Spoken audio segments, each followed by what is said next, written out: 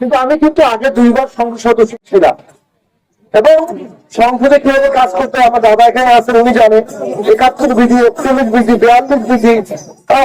সিদ্ধান্ত প্রস্তাব বেসরকারি দিন সরকারি দিন সংশোধনী জনমত করতে এগুলো আমার মুখস্থ আমাকে এমপি বানানো মানে প্রথম অধিবেশন প্রথম দিনে আমি সারা দেবো আর একটু অসুবিধা আছে বাপু আগে সরকারের পালিয়ে গেছে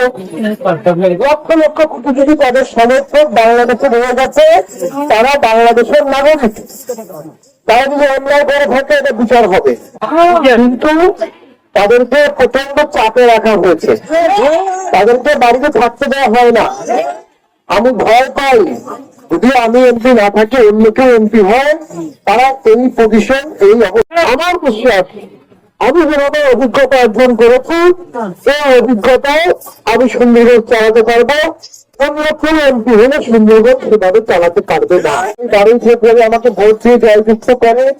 আমার যে অভিজ্ঞতা আছে আমার যে জ্ঞান আছে আমার যে শক্তি আছে আমার যে চেতনা আছে এই চেতনা ইনশাল্লাহ সুন্দরগঞ্জে উন্নয়নের জোয়ার ঘটছে এই সুন্দরবনের মানুষের ভালোবাসা আমি বাকি মহাসুদি হয়েছি এখন মহাসুদি কোনো কারণে হারিয়ে যায় বাকি মান সম্মান থাকবে সুন্দরবনের মান সম্মান থাকবে আমি ছাড়া আর কেউ এই সুন্দরবন থেকে মহাসচিব হতে পারবে এরা পার্টির মহাসচিব এই সুন্দরবন থেকে হওয়ার কোনো সম্ভাবনা নাই কারণ তখন হচ্ছে তাকে ধরে রাখেন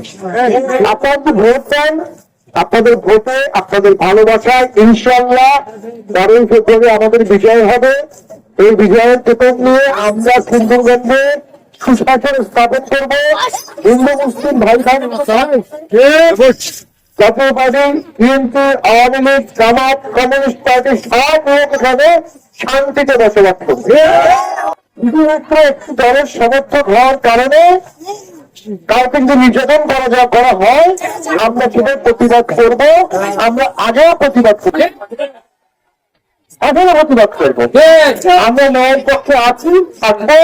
আমি একটা জাতীয় কণ্ঠস্বর হয়ে গেছি আপনারা আপনাদের সন্তান আপনাদের ছেলে স্বামী হয়তো পাটোয়ারি একদম জাতীয় নেতা হয়েছে আপনারা কি মনে করেন এই জাতীয় নেতা এলাকার কোন অনলাইন বুথে যখন কথা বলবে প্রশাসন পুলিশ সরকার কেঁপে উঠবে সেই কণ্ঠস্বরটা আপনারা বাঁচিয়ে রাখেন